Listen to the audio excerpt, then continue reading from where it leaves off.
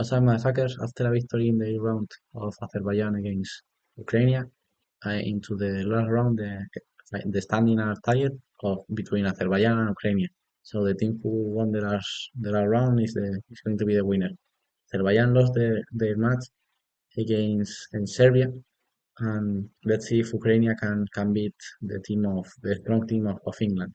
In the first three balls of the match, they make a draw, and in the fourth ball, we're going to see the game again between Luke McShane and Ihor Samunenkov in the decisive game of the match. So I should change that because I put this bad. It's not Azerbaijan against Poland. It's England against Ukraine. England vs Ukraine. Okay, let's analyze the game. McShane goes with the white pieces and he opens with e4. Okay, Samunenkov goes with e5, knight f3, knight f6. Samunenkov chose the Petrov. So too solid variation. Knight takes e5, d6, knight f3, knight e4. And here, McShane chose the sharpest move, knight c3, entering opposite castle game. It's not the machine favorite move. The machine say that is more sequel, but many players with white chose this line, and there are hundreds of games with this line because it is too interesting to play to win with white. Because the Petrov player used to play Petrov only to make a draw and to play solid and just make a draw. And this variation is so sharper. Here d4 is the other main move, and d3 is possible too, but okay, let's analyze knight c3, knight takes, d takes, bishop e7, bishop e3.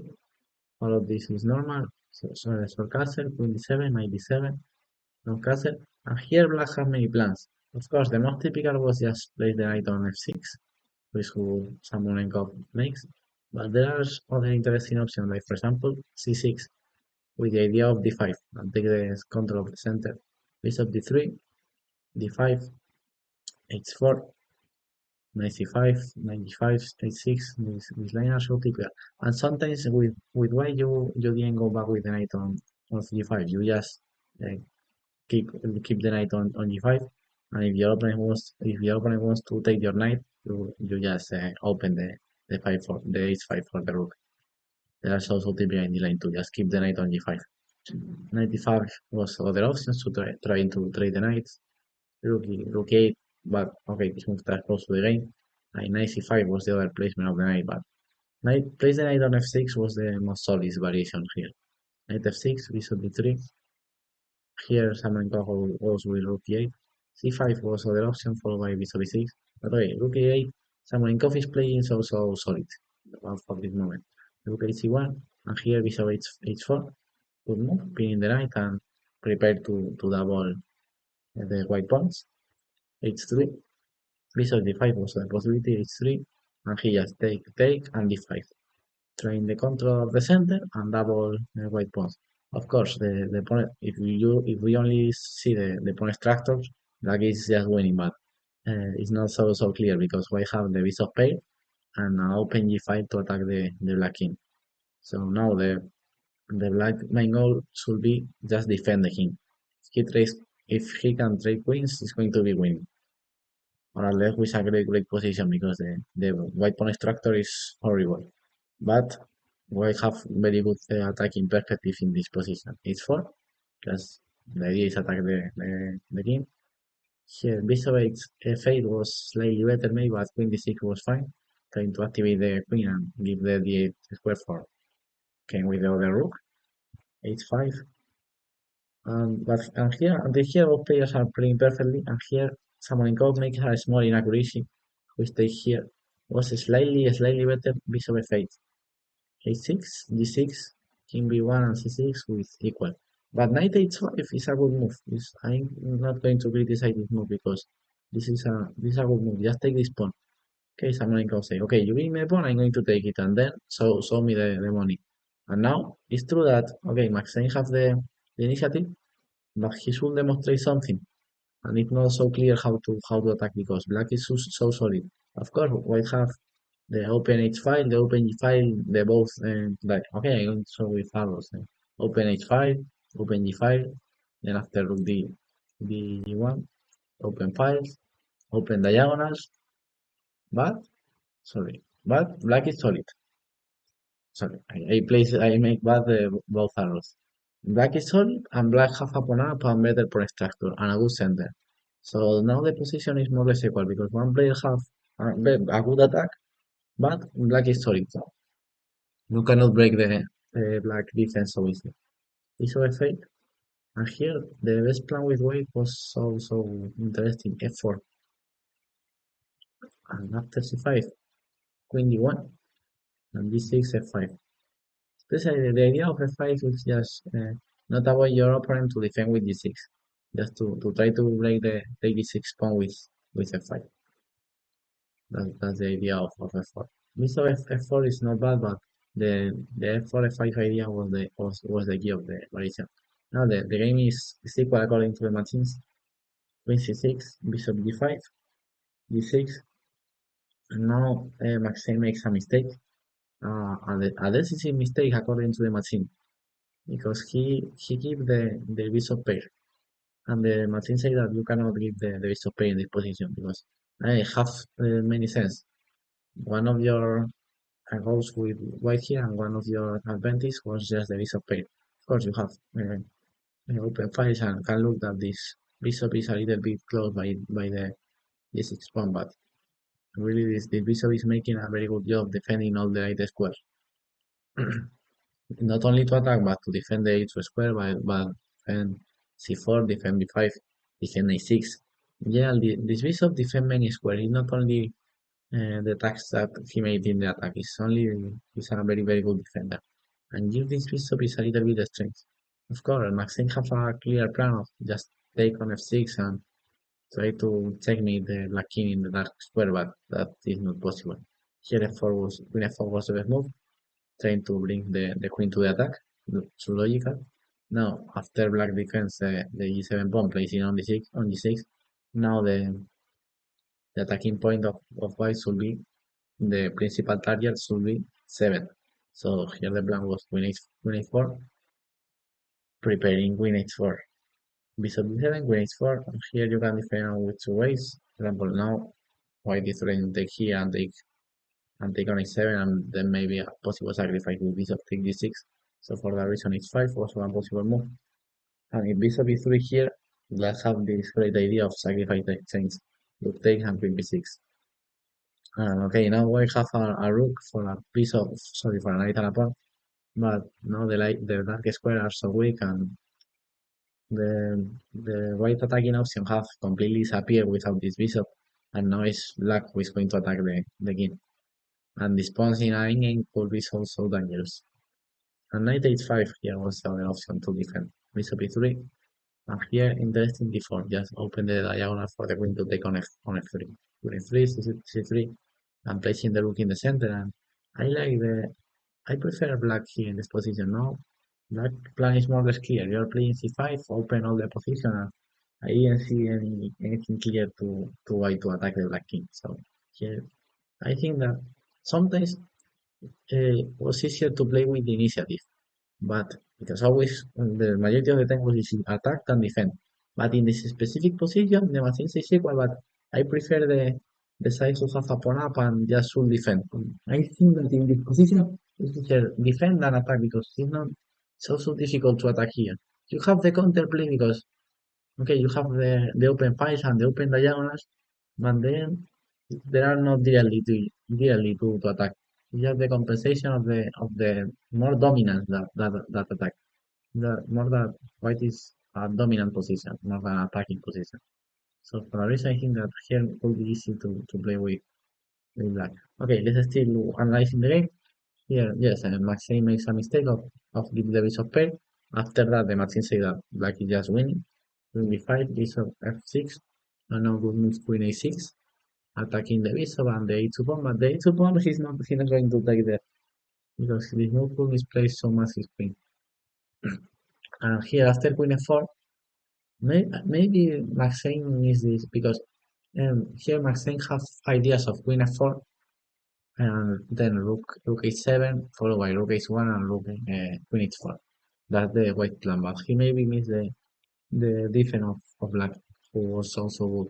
Queen e6, very good move, and placing the bishop under attack, attacking a2 and still controlling this diagonal. I thought that the d3 bishop is so important, not only because he's attacking in the king side, he's defending the queen side square too, so important. For that reason, here he lost the control of the late square. Queen e6, threatening the bishop, this square and this pawn, very good move. Okay, queen f4, trying to attack, and here black cannot make a normal move of attack the bishop, or just take on h2 because the white is threatening to take on h7, and you cannot take here because that's h1,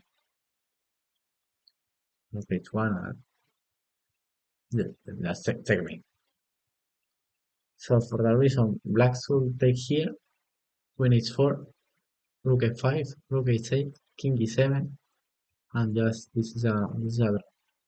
So rook e6 leads to a draw, and of course queen e2 is just to receive segment with the rook e7. So for that reason, Samunenkov saw the opponent's threat, rook takes a7, and he defends so well with a6, king b1. Here was slightly better, just take more space with the pawn with c5. The idea is just defend the d4 square. That's why c5 was so strong, because it's just defending the d4 square, who is going to be so useful for the bishop. Then queen, for example, queen h4, then rook e2, entering the second rank, bishop f5 to have queen e6. So the problem of rook e6 is bishop d4 will move, and you cannot play c5 because just take and queen e6. So okay, he is still developing pieces on the file. Good move, a3. Again, good move. Now white have no more checkmates on the first rank, and now black is threatening to take on h6 because, for example, simple move like b5. Here white can take on h6, threatening rook h8, and you cannot take because you are going to receive checkmate on d7 or on h8. And then maybe with the head off the rook if you defend with f6 or something. For example, you break a rook here, just rook h1.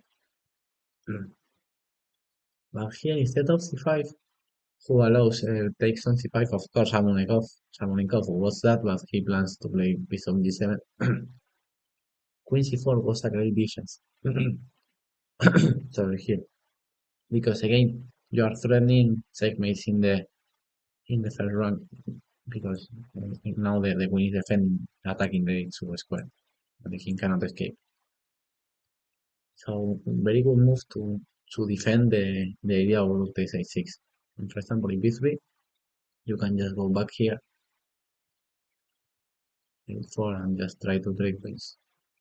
But okay, c5 is a logical move. Desviation, attraction the bishop to the c5 square. Good attraction to then can cover the g7 square with the bishop.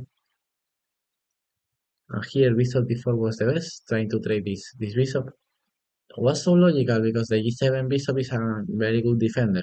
Specifically with white, you want to enter in h6. So who could be better than just eliminate the black best defender?